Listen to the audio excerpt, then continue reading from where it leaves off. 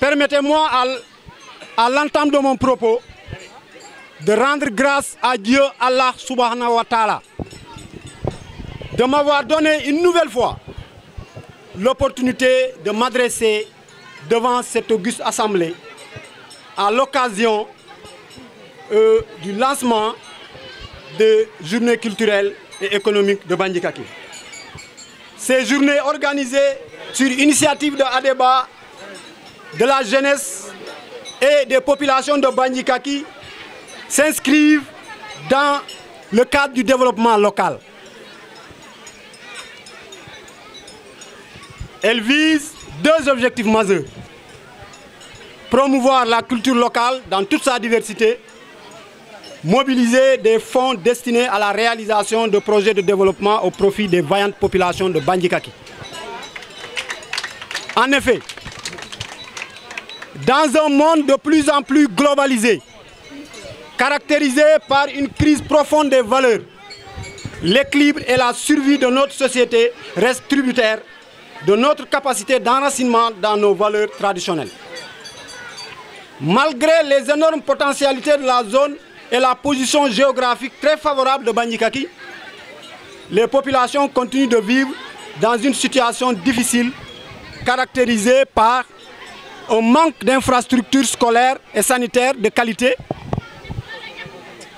une baisse de la pluviométrie et des rendements agricoles, une salinisation des sols, une déperdition scolaire, une disparition de certaines espèces, le chômage endémique des jeunes et des femmes, un fort taux de déperdition scolaire et l'absence liée à l'absence d'un lycée, une absence de réseau GSM de qualité dans la zone, etc. C'est pour relever ce double défi que nous avons décidé d'organiser annuellement ici à Bandji-Kaki des journées culturelles et économiques en vue de réfléchir sur l'avenir du village, mais aussi mener des actions concrètes visant à renforcer les capacités de résilience des populations. Depuis sa création en 2008, Adeba, que j'ai l'honneur de diriger et dont la vision est de contribuer à l'amélioration des conditions de vie et d'existence des populations, s'est engagé dans un combat pour le développement économique et social de la localité à travers des initiatives endogènes.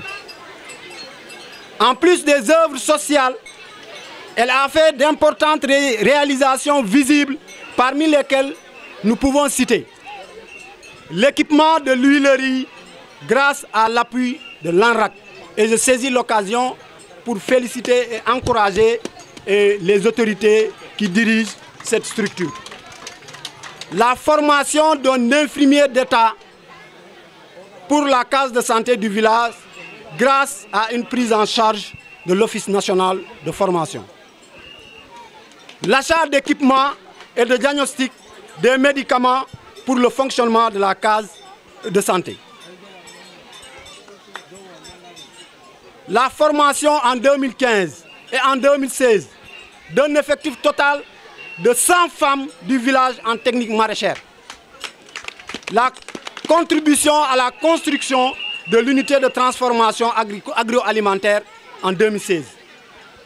L'organisation annuelle d'une journée d'excellence pour primer les meilleurs élèves du CM et de l'école élémentaire. Et j'en passe. Cette liste, loin d'être exhaustive, montre le rôle important que Adeba joue et entend jouer pour offrir aux populations de meilleures opportunités dans un Sénégal émergent. Monsieur le ministre, l'édition de 2017 que vous avez accepté de parrainer malgré vos multiples charges s'inscrit dans le cadre de la lutte pour l'autonomisation économique des femmes. En effet, depuis 2016, grâce à l'accompagnement du maire de la commune de Kataba 1, qui nous a affecté 2 parcelles de 7 hectares, nous avons initié un projet portant sur l'aménagement et l'exploitation de 2 blocs maraîchers au profit des femmes du village et des jeunes. la mise en œuvre de ce projet à travers lequel nous entendons traduire en acte la vision du chef de l'État, son Excellence Macky Sall, sera financée en partie grâce aux fonds tirés des journées culturelles et économiques.